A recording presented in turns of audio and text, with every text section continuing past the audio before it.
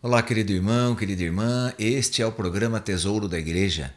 Eu, Luiz Carlos, juntamente com você, estamos aqui dando continuidade aos nossos estudos sobre a carta encíclica Veritatis Splendor, o esplendor da verdade, do Papa São João Paulo II. Estamos no capítulo 3 deste documento, que tem como título Para não se desvirtuar a cruz de Cristo.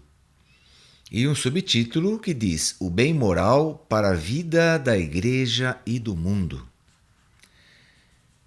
E nós estamos estudando aqui também, dentro desse subtítulo, as normas morais universais e imutáveis a serviço da pessoa e da sociedade. Então vimos aí no nosso último encontro que diante destas normas morais que proíbem o mal intrínseco, não existem privilégios nem exceções para ninguém. Ser o dono do mundo ou o último miserável sobre a face da terra não faz diferença alguma. Perante as exigências morais, todos somos absolutamente iguais. Então, esta é a justiça de Deus. Não importa quem a pessoa seja aqui na terra, não importa. Todos têm que obedecer aos mandamentos do Senhor. Claro, se a pessoa não conhece, nunca ouviu falar, se ela não pertence à nossa doutrina católica, então certamente ela não conhece os 10 mandamentos, ok? Mas a justiça, a lei do amor, de fazer o bem às pessoas, de nunca fazer o mal, isso já pertence ao ser humano, não é verdade? Isso já faz parte do ser humano. Como nós já estudamos no comecinho desse documento, nós vimos então que quando a pessoa nasce, ela já nasce, então, ou melhor, quando ela é gerada então com um princípio, né? Um princípio de buscar a Deus. E também é dada à pessoa, dentro da sua inteligência, a capacidade de discernir entre o que é certo e o que é errado, entre o que é mal e o que é bom. Então quer dizer que não tem desculpas para aquele que também não conhece Jesus, não conhece os 10 mandamentos, né? Não pertence a uma outra religião, uma outra cultura onde nunca foi apresentado Jesus para ele dessa forma, evidentemente. Então, ele, mesmo assim, ele não está isento de fazer o bem ao próximo. Não está isento. Ok? Bem, hoje entrando aqui no versículo número 97, né?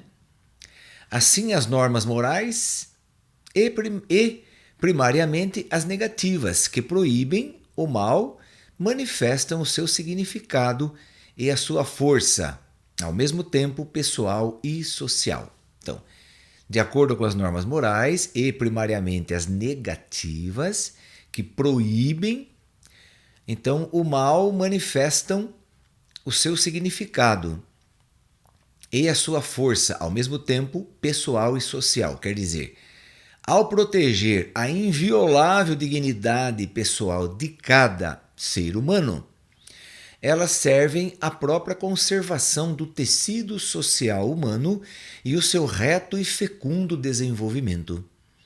Particularmente os mandamentos da segunda tábua do Decálogo, lembrados também por Jesus ao jovem do Evangelho, constituem as regras primordiais de toda a vida social.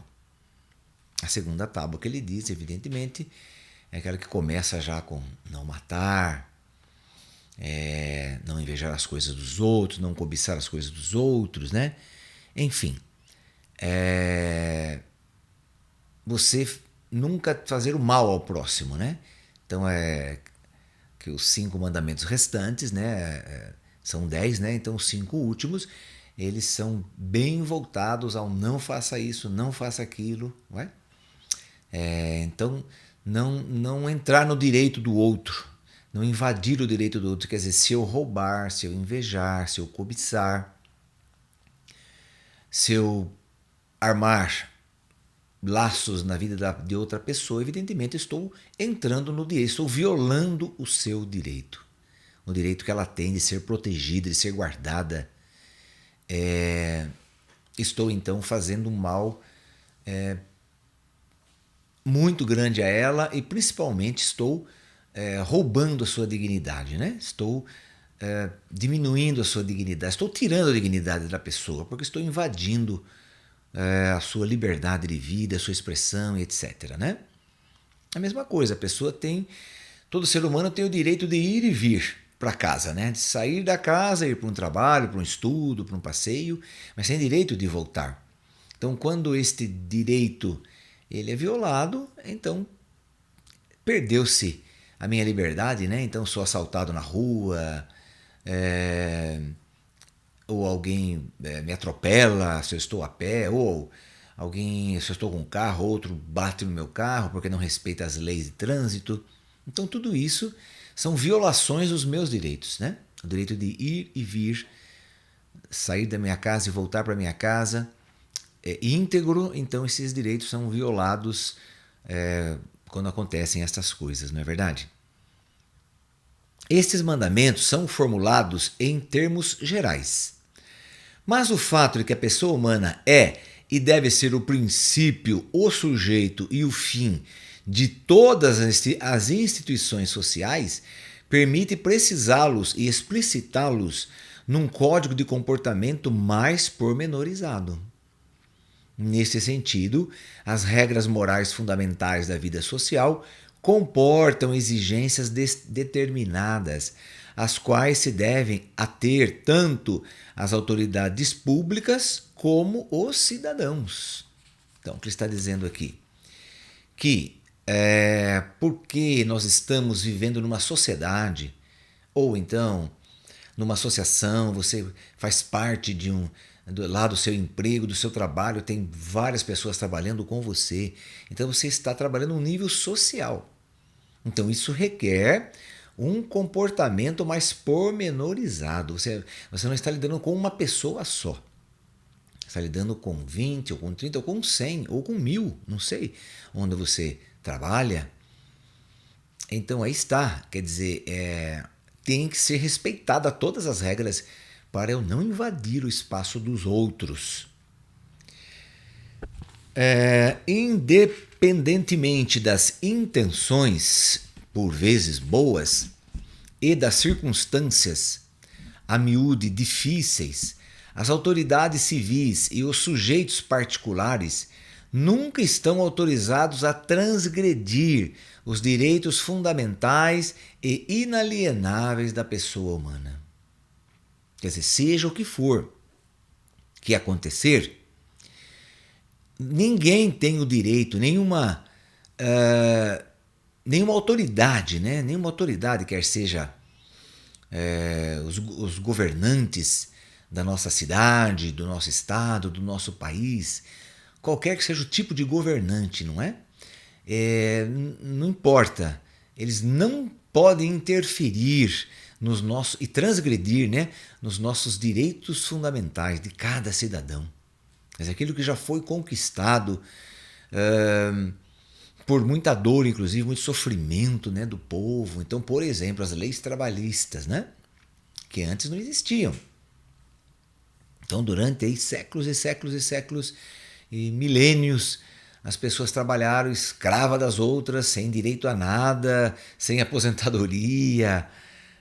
Não existia isso, não existia férias, nem 13º, não existia absolutamente nada disso, nada. Então, a igreja ajudou as pessoas, os governantes, a pensarem sobre isso, emitindo documentos, né? Documentos que foram em defesa dos trabalhadores.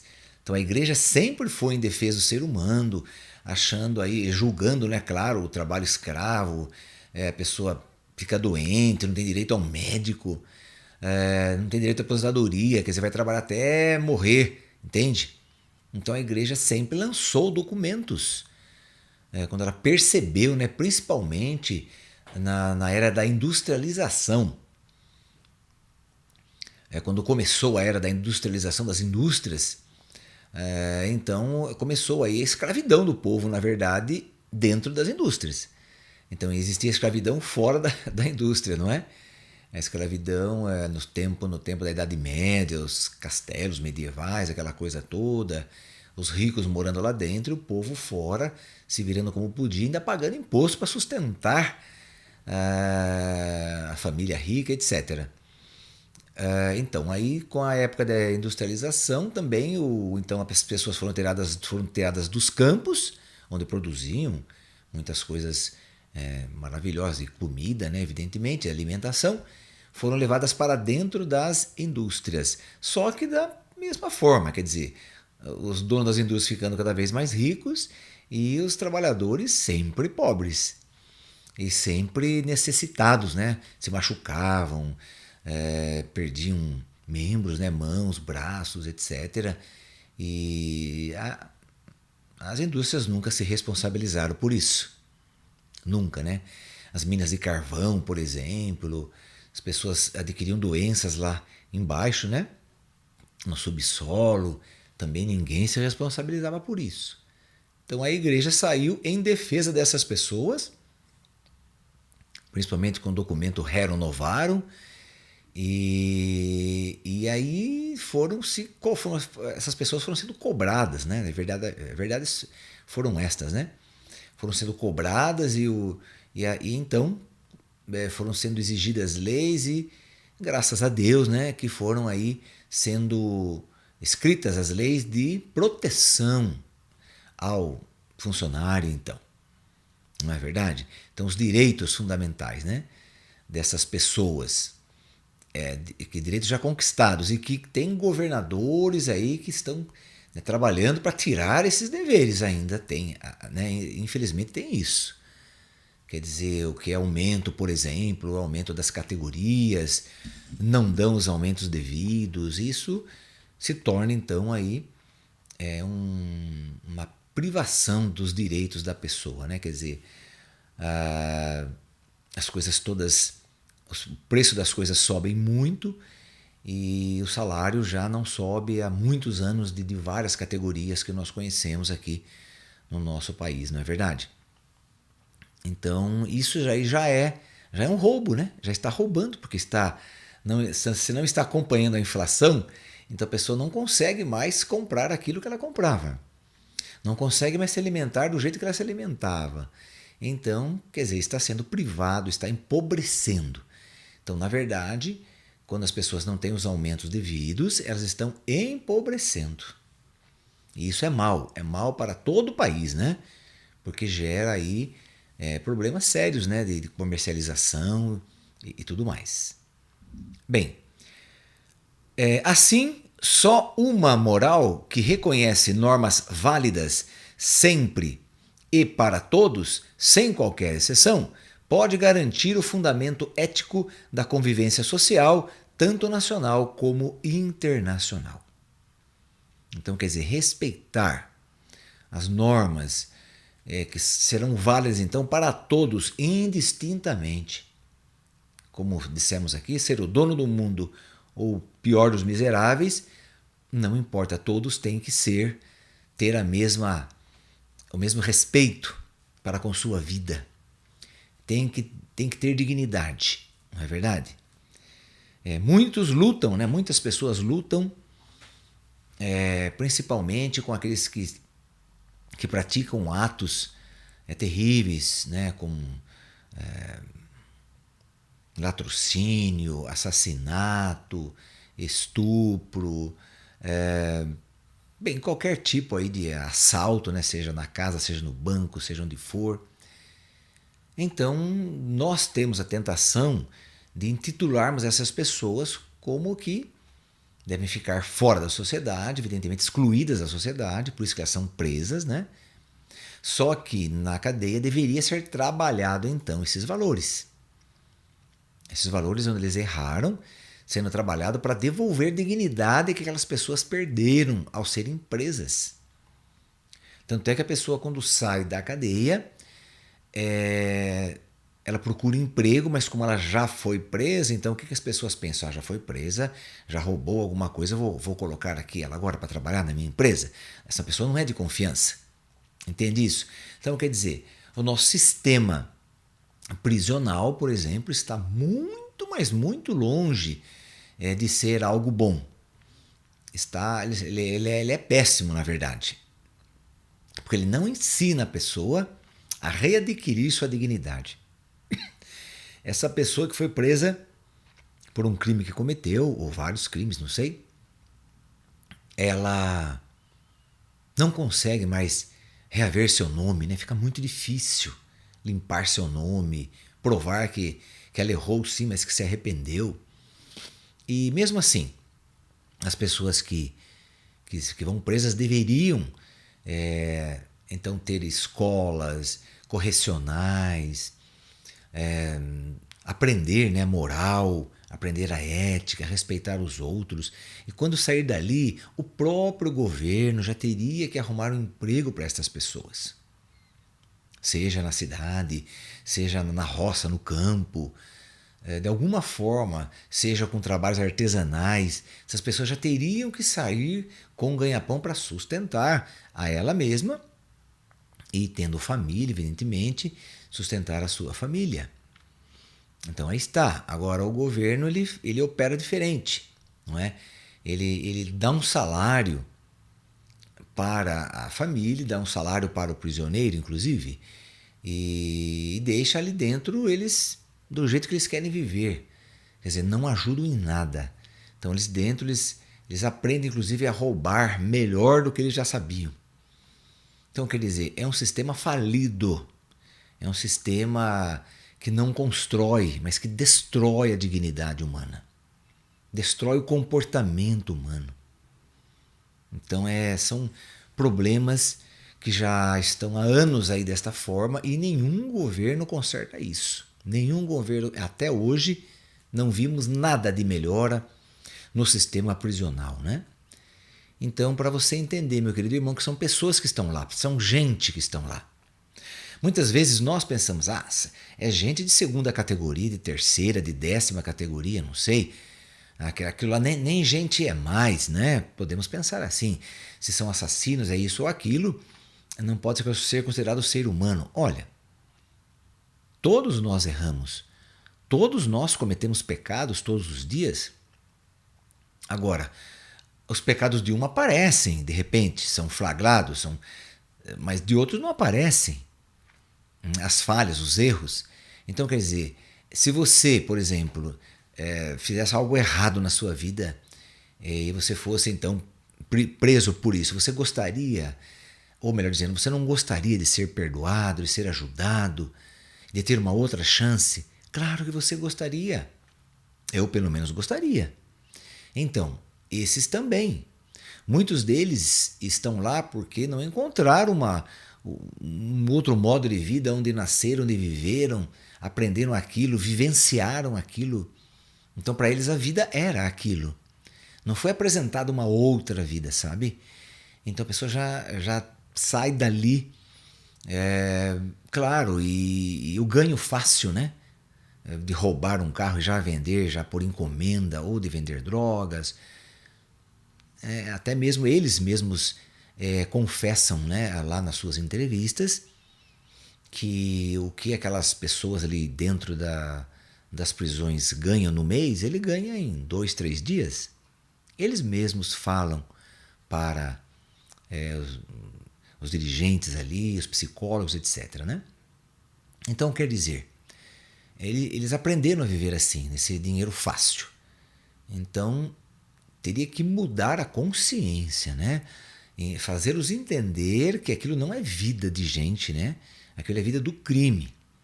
Não é uma vida digna.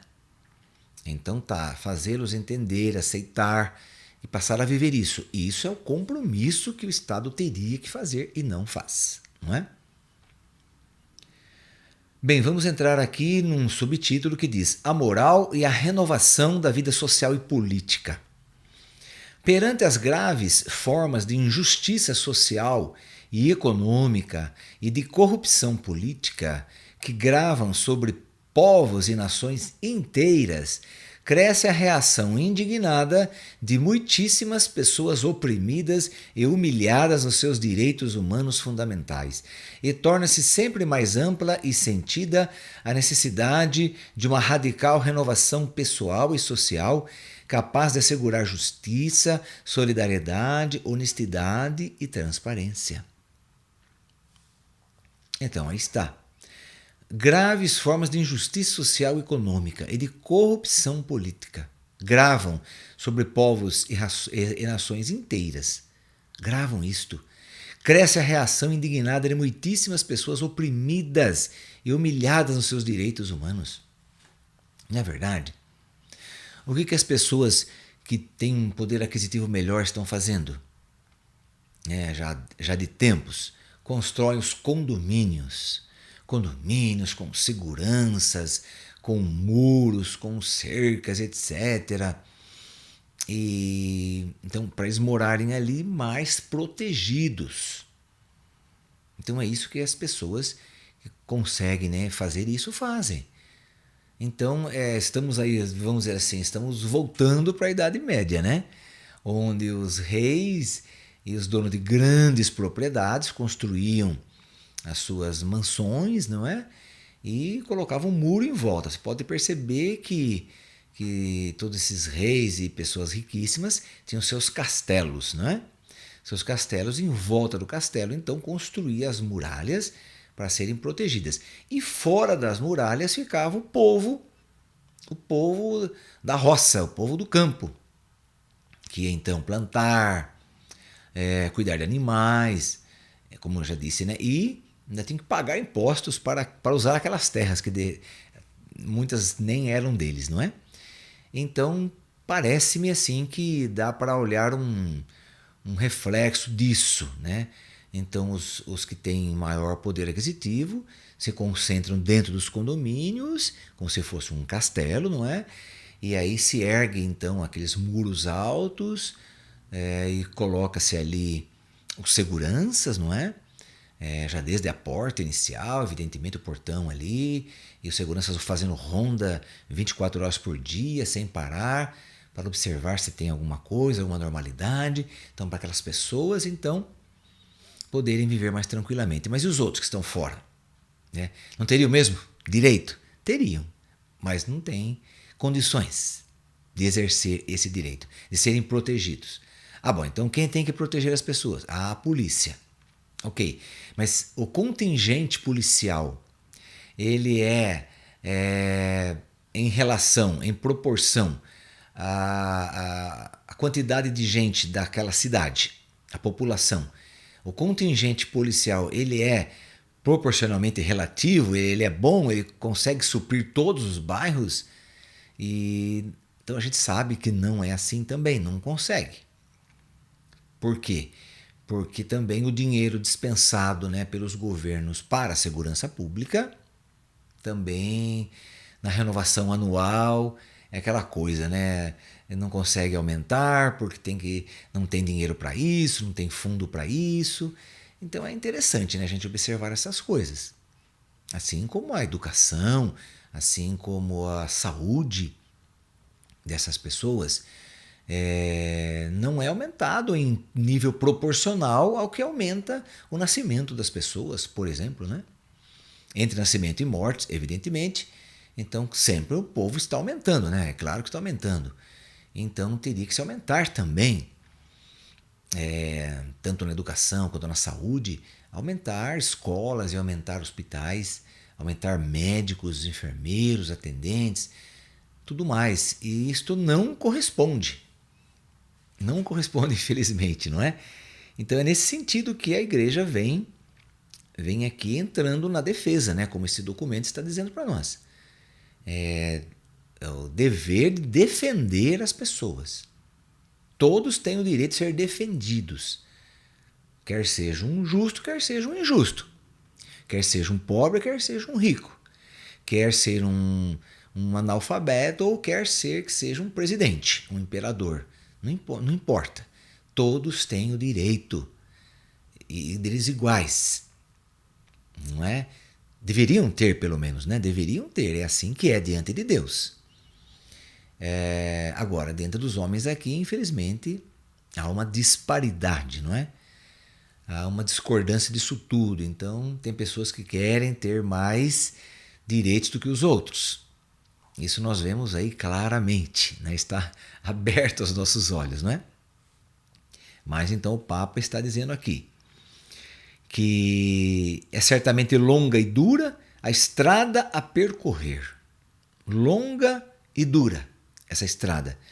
Numerosos e ingentes são os esforços a cumprir para levar a cabo uma tal renovação, inclusive pela multiplicidade e gravidade das causas que geram e alimentam as situações de injustiça hoje presentes no mundo. Mas, como ensina a história e a experiência de cada um, não é difícil identificar na base destas situações causas propriamente culturais, isto é, relacionadas com determinadas visões do homem, da sociedade e do mundo. Na verdade, no âmago, quer dizer, no íntimo da questão cultural, está o sentido moral, que por sua vez se fundamenta e realiza no sentido religioso. Bem, querido irmão, querida irmã, vamos estudar isso melhor então no nosso próximo encontro. Hoje já estamos no final do nosso programa, vamos fazer a nossa oração à Virgem Maria. Ó Maria, Mãe de Misericórdia, velai sobre todos para não se desvirtuar a cruz de Cristo, para que o homem não se extravie do caminho do bem, nem perca a consciência do pecado, mas cresça na esperança em Deus, rico de misericórdia. Cumpra livremente as boas obras por ele de antemão preparadas, e toda a sua vida seja assim, para louvor da sua glória. Que o Senhor nos abençoe em nome do Pai, do Filho e do Espírito Santo. Amém. E até o nosso próximo programa, se Deus quiser.